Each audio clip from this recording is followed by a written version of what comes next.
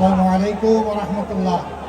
বাংলাদেশ জামাতে ইসলামীর কেন্দ্রীয় নেতৃবৃন্দ, উলামায়ে কেরাম, বিশিষ্ট ব্যক্তিবর্গ, আমার সামনে উপস্থিত প্রিয় মিরপুর এবং কাফরুলবাসী, আমি আপনাদের প্রতি গভীর কৃতজ্ঞতা জ্ঞাপন করছি। আমি গভীর শ্রদ্ধার সাথে তাদেরকে স্মরণ করছি।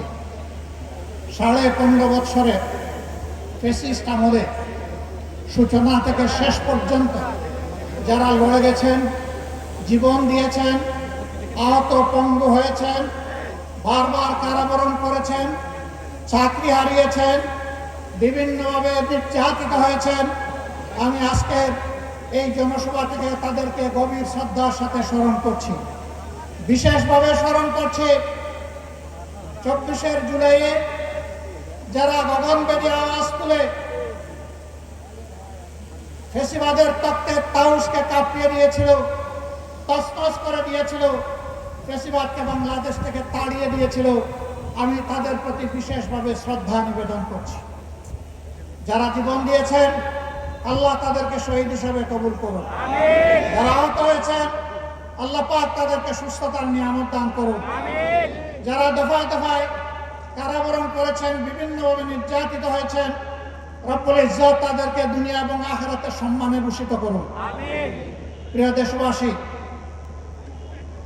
একটু আগে আমার হাতে একটা প্রতীক তুলে দেওয়া হয়েছে।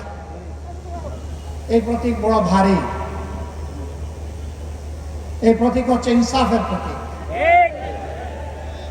আমাদের সমাজে সব ধরনের বৈষম্য, দুঃশাসন, দুর্নীতি, এই সবগুলোর মূল কারণ হলো ইনসাফ না থাকা। ইনসাফ যদি থাকতো তাহলে সমাজে দুর্নীতিবাজরা, লুটেরারা, ডাকাতরা ব্যাংক ডাকাতি করে জনগণের সম্পদ লুটপাট করে এই দেশ থেকে নিরাপদে পালানোর সুযোগ পেত না। দেশে দেশে তারা বেগমপাড়া করতে পারতেন না। বাংলাদেশের বুকে সন্ত্রাসের রাজ্য কায়েম করতে পারতেন না। কারণ এই কালো টাকা সন্ত্রাসের পিছনেও ব্যয় হয়, আরো কালো টাকা বানানোর জন্য।